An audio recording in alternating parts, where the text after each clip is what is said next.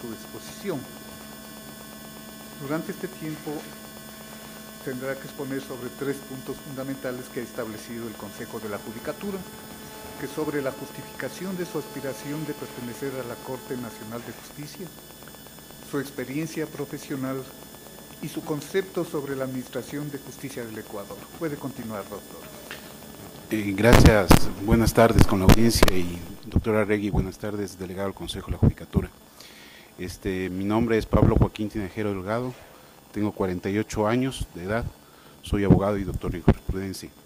He decidido participar en este concurso de selección de la parcial de la nueva Corte Nacional porque en primer lugar considero que tengo el derecho para hacerlo, toda vez que reúno los requisitos establecidos en la ley, pero también considero, y esto más importante, que tengo la obligación de aportar con los pocos conocimientos y mis pocas capacidades a este proyecto importante de administración de justicia, de una justicia nueva, de una justicia oportuna, transparente, eficiente, eficaz.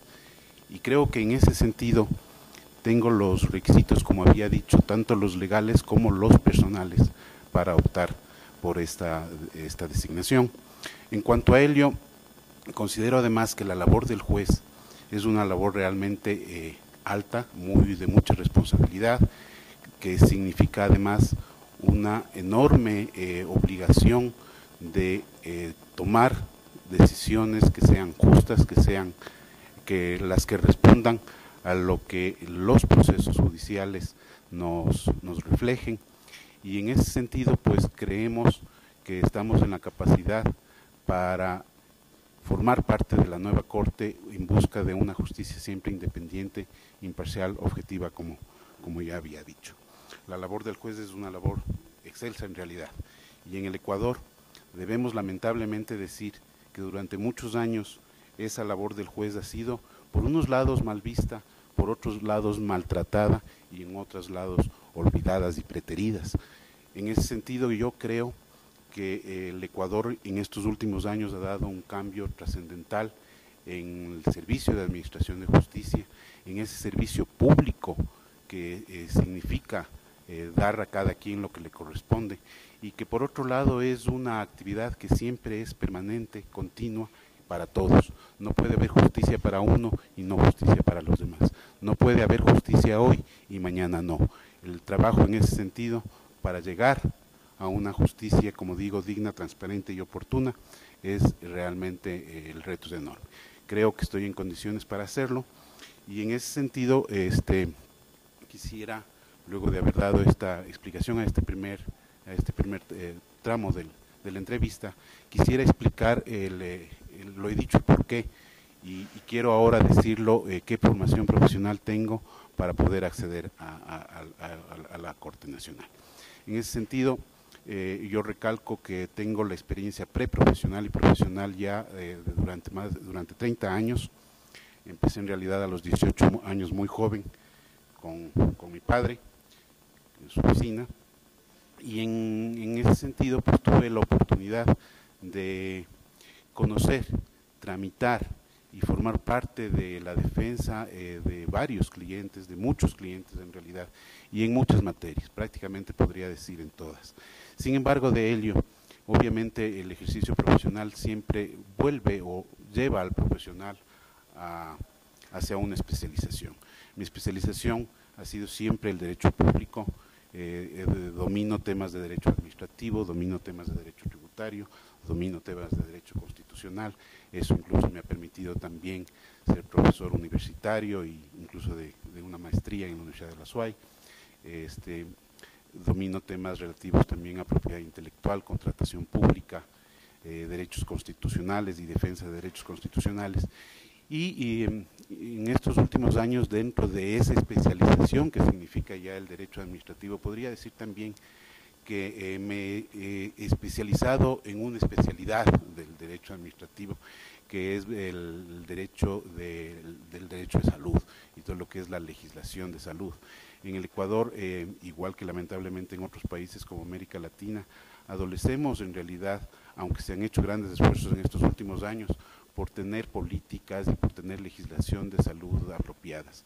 Yo creo que en eso uno de los temas muy importantes y que hoy está en actualidad conociéndose en el país, el relativo al régimen de fijación de precios de medicamentos, el cual considero que obviamente no puede estar dejado al libre albedrío de la ley de la oferta y la demanda por un asunto que puede incluso afectar, de hecho, afecta directamente a la salud pública.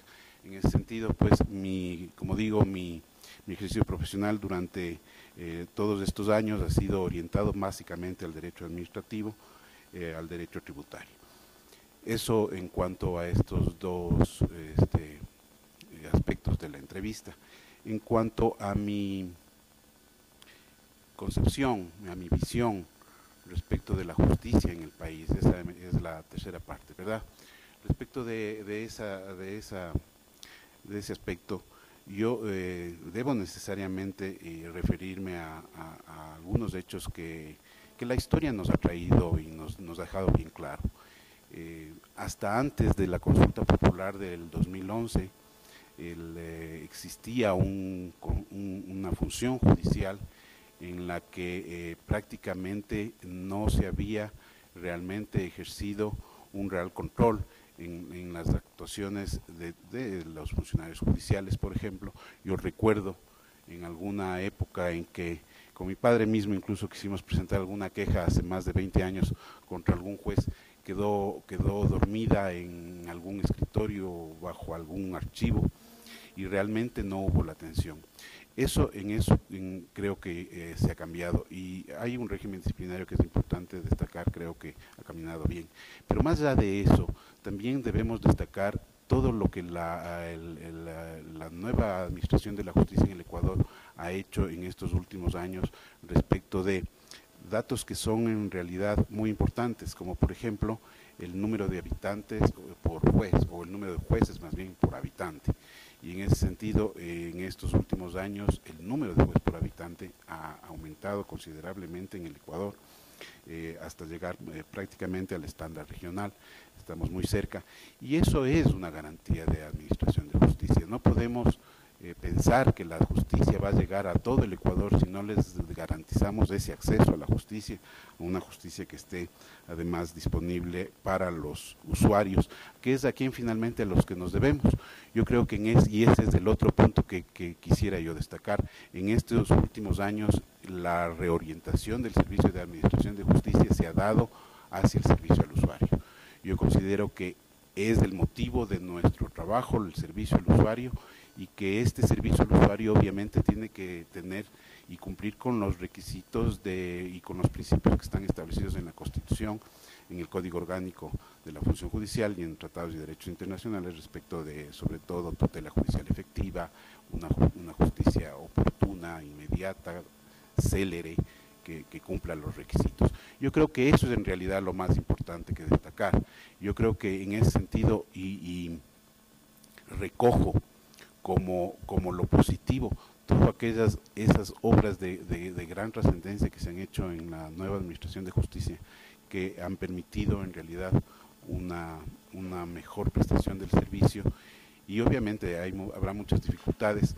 Creo que esas dificultades, si llego, como es mi deseo, llegar a la Corte Nacional, serán en lo posible satisfechas en forma eficiente, en forma justa, y creo que estoy en capacidad para hacer prestar esos servicios. En este sentido, además, considero que existen ciertas situaciones que deben además ser analizadas.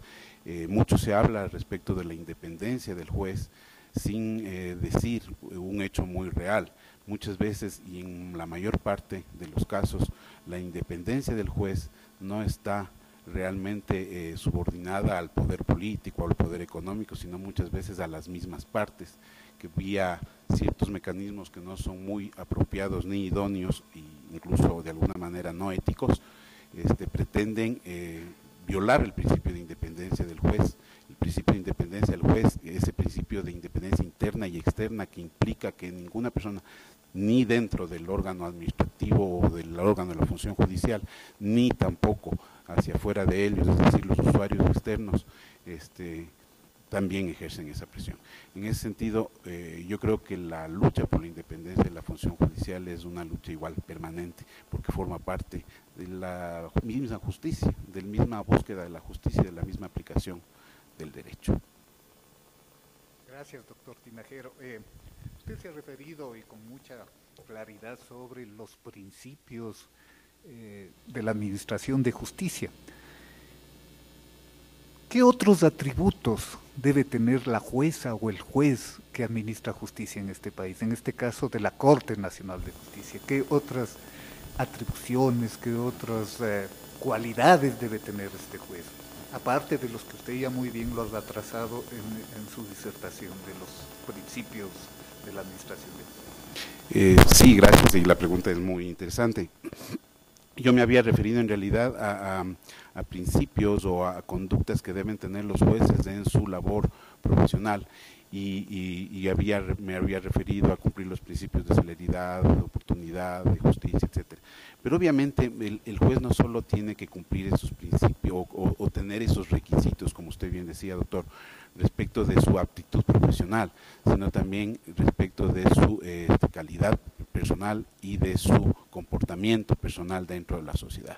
Evidentemente, el juez es una persona que dentro de la sociedad no puede ser considerada una persona más allá de la igualdad que tenemos todos, pero vía la responsabilidad que tiene, no puede ser considerada una persona que esté expuesta, por ejemplo, a ciertos tipos de presiones como las que yo hablaba.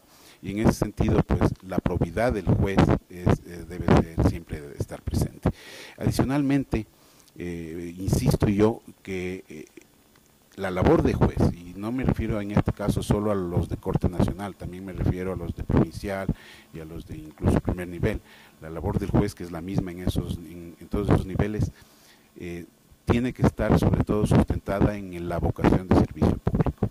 Yo creo que eso es uno de los requisitos indispensables que debe tener todo aspirante para ser juez. Muchas gracias, doctor. Un minutito hasta firmar el acto.